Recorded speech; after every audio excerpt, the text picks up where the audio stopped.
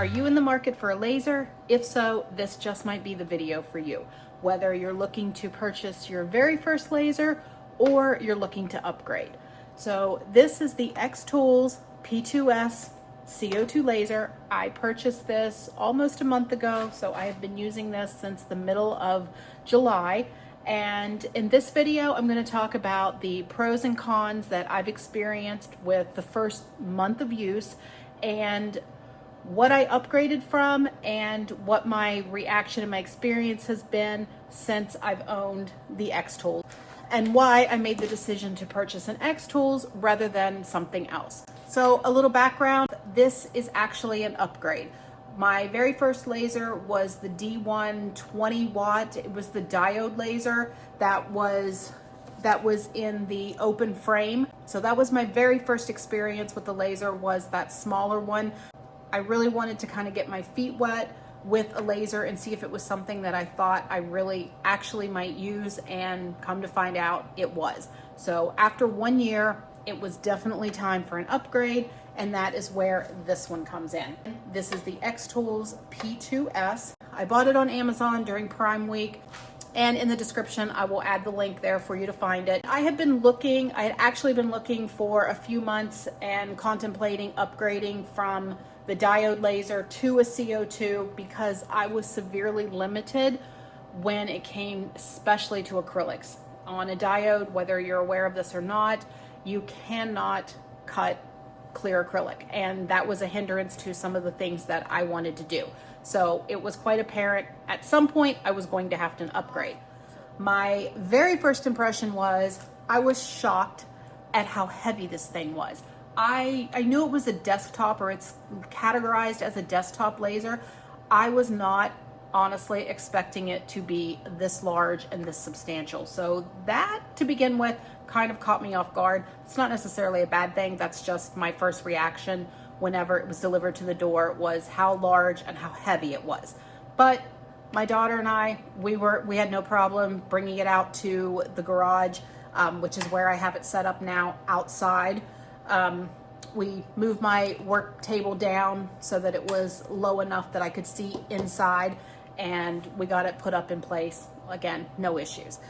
It comes with the quick start guide, and as far as setup goes, I set this up myself. I didn't have any help with anybody doing it. It is really straightforward. Start from the beginning, follow along in the book. It has all the pictures and written instructions for getting everything up, for getting everything set up, from getting your access taken care of, undoing the screws so that you could access the back so that you can put the water or antifreeze or mixture.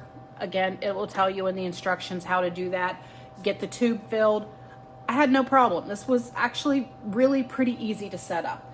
So after a month, some of the things that has surprised me that I was not expecting. First of all, the slats. So this machine, I was a little disappointed at first because in the picture, in the description, whenever I purchased this, it showed the honeycomb and the slats, and come to find out, this machine does not come with the honeycomb. So coming from that D1 20 watt diode, I was using a honeycomb on that base, and I was not too happy about the slats. So I did purchase a third-party honeycomb bed. You can see this is the brand it is. I will again link that down below. I'm pretty sure it was under $50. I don't remember exactly what I paid for it, but it was not the xTool brand, and it was not the xTool price. It was significantly less. But back to what does come on this bed, and that is the metal slats. So I wasn't too happy with the slats when I first saw it. But surprisingly enough, after 1 month of use, I've never taken them off and put the honeycomb on. So even though I didn't really think I was going to like it at first, I actually have liked it, and they've worked well. I haven't worked on items that were really tiny that I actually needed to get the honeycomb out, so the slats have been fine. That was something I was shocked with. I was not expecting to actually not hate the slats, and I don't hate the slats.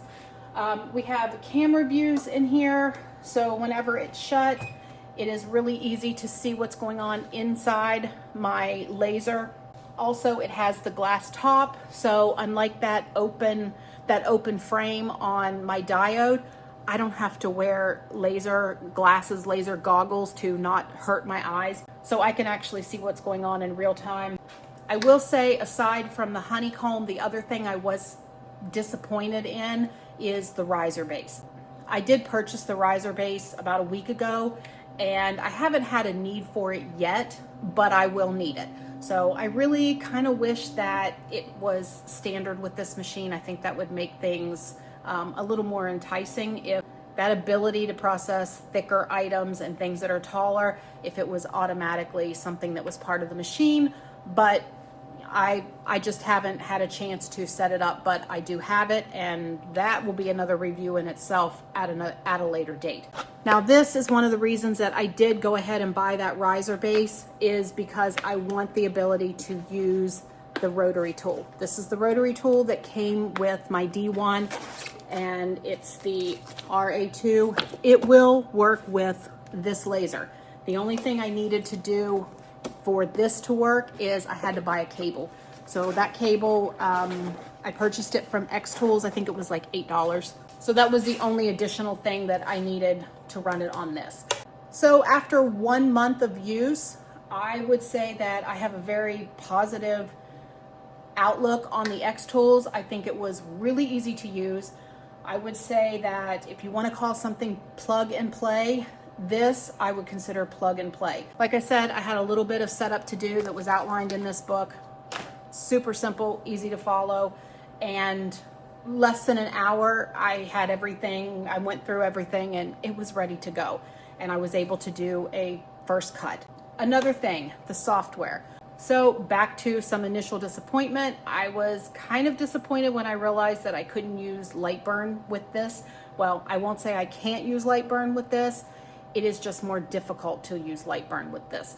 Didn't have any problem with the diode laser, but it was basically the focus and everything was manual, where this, it's not.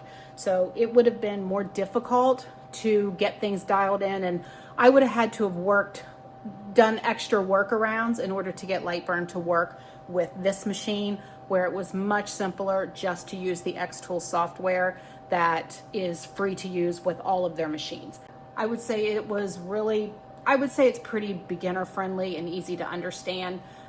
Basic materials that you would use, those presets are already there. You may have to do some tweaking, some dialing in to get things exactly the way you want them, but you have a basis of where to go. So they're already stored in the user manual, like 3mm or 1/8 inch acrylic pieces, clear acrylic. Those settings are already kind of there. So you're not just guessing from numbers in the sky. You have somewhere to start, and then you can go on and get your machine set up and find what settings work best for you and which particular material you're using. But I would say overall, I'm actually happy with the software. I would still love to be able to use Lightburn, but their software, what I thought I was not going to be happy with, I actually was. So what started out as some negatives to me, actually, I think in the end are kind of positive. So if you're a person that doesn't have a lot of computer skills, maybe you don't have much experience using design software, CAD software, any kind of 3D modeling, vector, anything like that, you're not real confident when it comes to computer skills, and especially the design softwares, hopefully you would find that the creative tools is really pretty easy to use. I think xTools did a decent job with their software. So that is a quick little rundown of 1 month after getting my xTools P2S, and how I feel about it right now. Now, whenever I was looking to get this machine, of course I said I was looking to upgrade from a diode. The other one I was looking at was Thunder. Now, why did I go with xTools and not the Thunder? Honestly, the biggest reason was accessibility. The price point was a little bit lower, but that wasn't the main driving factor for me. The biggest thing was I was able to order it and it was delivered to the door the very next day. So that was probably the biggest reason that I went with the xTools over the Thunder was just simply the accessibility. But overall, after 1 month of using, I'm so far happy with my purchase. The laser cuts well, and I'm actually enjoying it, and I'm enjoying being able to use this on materials that I couldn't with that smaller diode laser. So if you have any questions, leave them down in the comments, and thanks again for watching.